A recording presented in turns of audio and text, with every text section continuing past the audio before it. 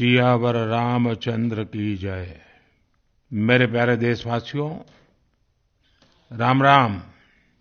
जीवन के कुछ क्षण ईश्वरीय आशीर्वाद की वजह से ही यथार्थ में बदलते हैं। आज हम सभी भारतीयों के लिए, दुनिया भर में फैले राम भक्तों के लिए ऐसा ही पवित्र अवसर है। हर तरफ प्रभु श्री राम की भक्ति का अद्भुत वातावरण, चारों दिशाओं में राम नाम की धुन, राम भजनों की अद्भुत सौंदर्य माधुरी। हर किसी को इंतजार है 22 जनवरी का, उस ऐतिहासिक पवित्र पल का। और अब अयोध्या में रामलला की प्राण प्रतिष्ठा में केवल 11 दिन ही बचे हैं। मेरा सौभाग्य है कि मुझे भी इस पुण्य अवसर का साक्षी बनने का अवसर मिल रहा है। ये मेरे लिए कल्पनातीत अनुभूतियों का समय है। मैं भावुक हूँ, भाव विह्वल हूँ। मैं पहली बार जीवन में इस तरह के मनोभाव से गुजर रहा हूँ। मैं एक अलग ही भाव भक्ति की अनुभूति कर रहा हूँ। मेरे अंतर मन की ये भाव यात्रा मेरे लिए अभिव्यक्ति का नहीं, अनुभूति का अवसर है। चाहते हुए भी मैं इसकी गहनता, व्यापकता और तीव्रता को शब्दों में बांध नहीं पा रहा हूँ।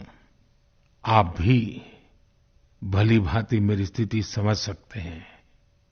जिस स्वप्न को अनेकों पीढ़ियों ने वर्षों तक एक संकल्प की तरह अपने हृदय में जिया, मुझे उसकी सिद्धि के समय उपस्थित होने का सौभाग्य मिला है।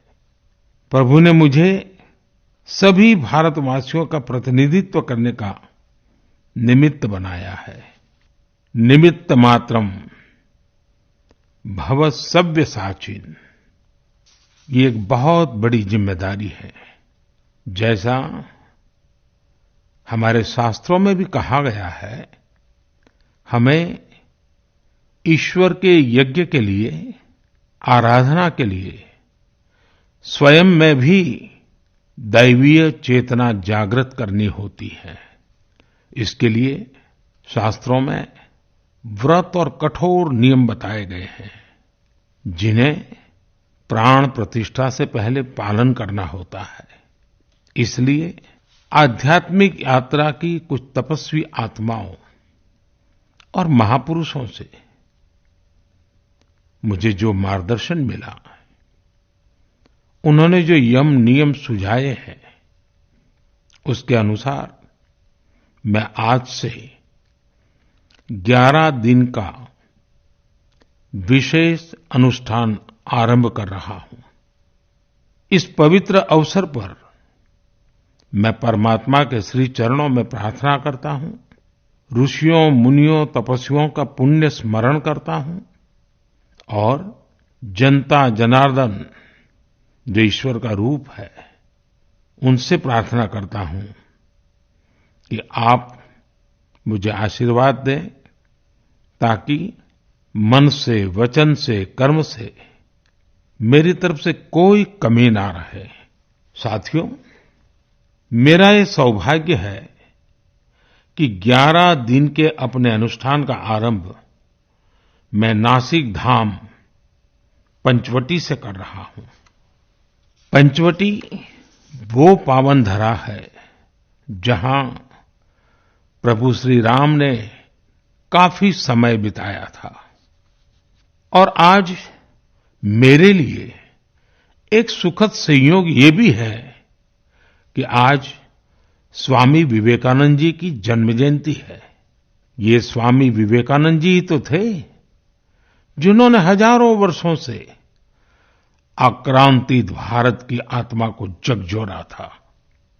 आज वही आत्मविश्वास भव्य राम मंदिर के रूप में हमारी पहचान बनकर सबके सामने है।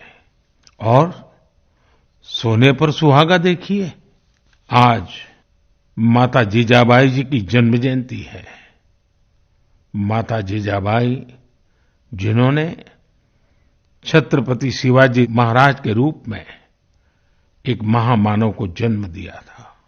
आज हम अपने भारत को जिस अक्षुण्ण रूप में देख रहे हैं, इसमें माता जीजाबाई जी का बहुत बड़ा योगदान है।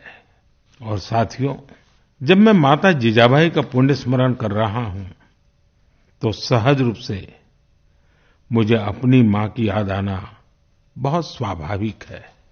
मेरी मां जीवन के अंत तक माला जपते हुए सीताराम का ही नाम भजा करती थी।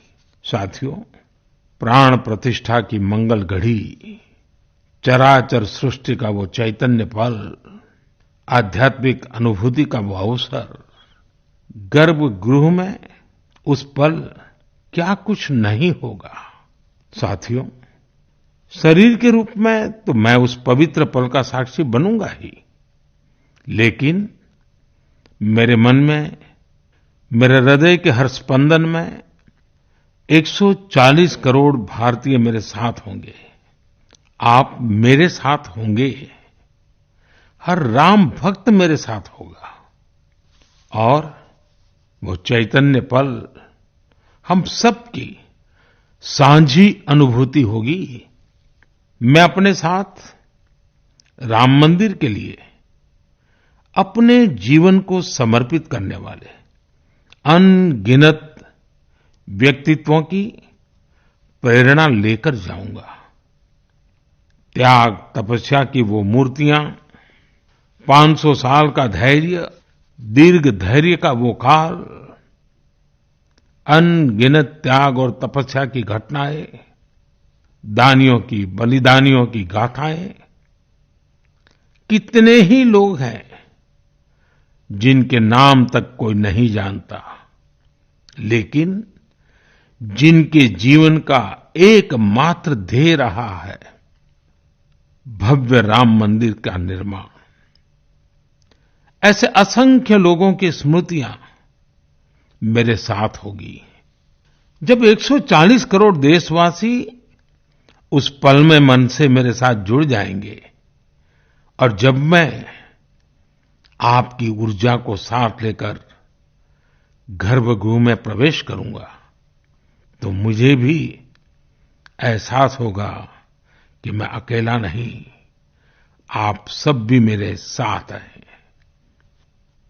साथियों, ये 11 दिन व्यक्तिगत रूप से मेरे यम नियम तो है ही, लेकिन मेरे भाव विश्व में आप सब समाहित है। मेरी प्रार्थना है कि आप भी मन से मेरे साथ जुड़े रहें। रामलला के चरणों में मैं आपके भावों को भी उसी भाव से अर्पित करूंगा, जो भाव मेरे भीतर उमड़ रहे हैं। साथियों, हम सब इस सत्य को जानते हैं कि ईश्वर निराकार है, लेकिन ईश्वर साकार रूप में भी हमारी आध्यात्मिक यात्रा को बल देते हैं। जनता जनार्दन में ईश्वर का रूप होता है। ये मैंने साक्षात देखा है, महसूस किया है।